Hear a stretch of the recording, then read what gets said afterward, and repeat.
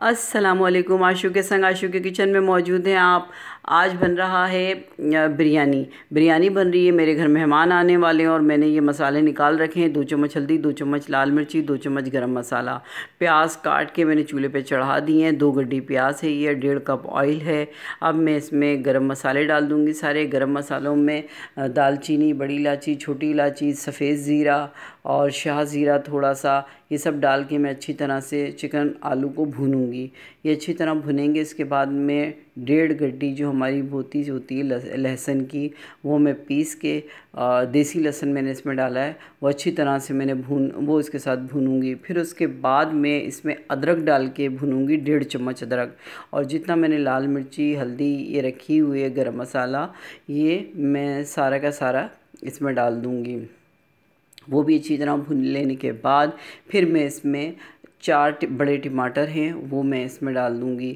وہ جب اچھی طرح سے بھن جائیں گے، بھننے کے بعد ذرا اچھی پیاری سی خوشبو آنے لگے گی، تو میں اس کے اندر پانی ڈال کے تھوڑا گلنے رکھ دوں گی۔ پانی بہت زیادہ نہیں ڈالنا ہے، آدھا گلاس پانی ڈال کے بس آپ اسے 15 منٹ کے لیے بھول جائیے گا۔ آلو میں تھوڑی سی کسر رہے گی، ظاہر اتنی جلدی آلو نہیں گلیں گے، تو 15 منٹ رکھنے کے بعد، کیونکہ ہمیں بریانی بھی دم پہ رکھنی ہے 25 منٹ، تو وہ سارا حساب برابر ہو جائے گا۔ دوسرے چولہے پہ میں نے چاول کا پانی بھی چڑھا دیا، اس میں چاول ڈال دیا۔ چاول میں نے زیرہ، دال چینی اور بڑی الائچی اور تیز پتہ ڈال کے پانی بوائل کرنے کے لیے رکھ دیا ہے۔ ساتھ میں اس میں چاول بھی میں نے اکٹھے ہی ڈال دیے ہیں۔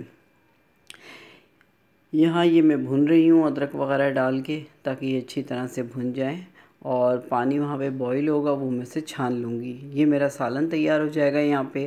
یہ سالن مجھے جس پتیلے میں چاول بوائل کر رہی ہوں اس میں ڈالنا ہے۔ جیسے ہی چاول بوائل ہو جائے گا میں چاول چھانوں گی، اور یہ سالن جو میرا ٹماٹر اور ہری مرچی، لال مرچی وغیرہ ڈل کے بھن جائے گا، اس پتیلے میں کنورٹ کر دوں گی، چاول کے پتیلے میں۔ تو یہ جی میں ڈھکن لگا کے رکھتی ہوں، یہ بوائل آ جائے گا، بس آ گیا، اسے چھان لیا میں نے۔ یہ دیکھیں چاول کا پتیلا میرا ہے، اس کے اندر میں نے سالن کنورٹ کر دیا۔ اب یہ میرے پاس دہی ہے، تو اس میں زردے کا کلر ہے، اور جعفل جوتری جو میں نے پیس کے رکھی ہے آدھا چمچ، اس کا آدھا اس میں ڈال کر میں نے ملا لیا ہے، اور وہ میں اس میں اب ڈال رہی ہوں۔ چکن میں ملا دوں گی اچھی طرح سے۔ پھر اس کے بعد ملا دینے کے بعد اب میں اس میں آدھے چاول ڈال دوں گی۔ آدھے چاول اس میں ڈال دینے کے بعد میں پودینہ، دھنیا، ہری مرچی، یہ سب چیزیں ڈالوں گی، اور جعفل جوتری جو میں نے رکھی تھی وہ بھی تھوڑی سی اس کے اوپر چھڑک دوں گی۔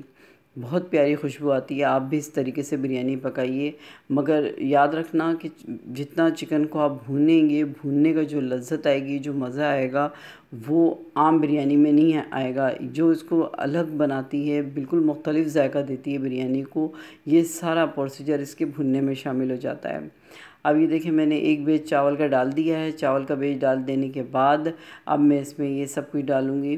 تھوڑا سا میں جعفل جوتری ڈالوں گی، دھنیا، مرچی، یہ سب کچھ ڈال کر گارنشنگ کروں گی۔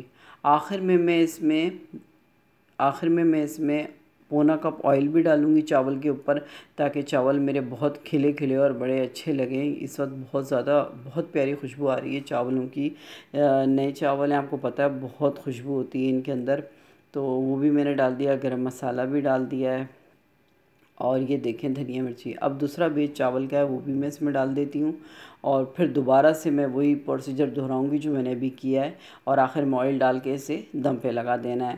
آپ بھی اس طریقے سے بریانی پکائیں، آپ کو بہت مزہ آئے گا، بہت خوشبودار، بہت مزیدار، بہت اچھی، بچے بھی کھاتے ہیں۔ سب کچھ برابر ہو جاتی ہے اس میں کوانٹٹی، کوئی مسالہ تیز نہیں ہوتا۔ اگر آپ اس میں لال مرچی کی کوانٹٹی زیادہ رکھنا چاہتے ہیں تو بڑے شوق سے رکھیے، کیونکہ یہ جو میں نے 2 چمچ لال مرچی بتائی ہے وہ اس پورے چاول اور گوشت کے لیے کافی ہوتی ہے، کیونکہ میرا 1.5 کلو سے اوپر چاول ہے اور 2 کلو میرا گوشت ہے۔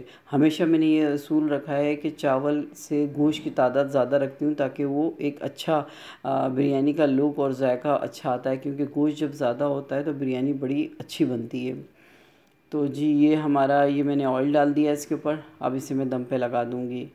اب آپ اسے ذائقہ دار بریانی کو بیٹھ کے کھائیں، اور میں اپنے مہمانوں کا انتظار کروں گی، انشاءاللہ تعالیٰ وہ بھی ابھی آتے ہی ہوں گے، تو یہ میری بریانی تیار ہو جائے گی۔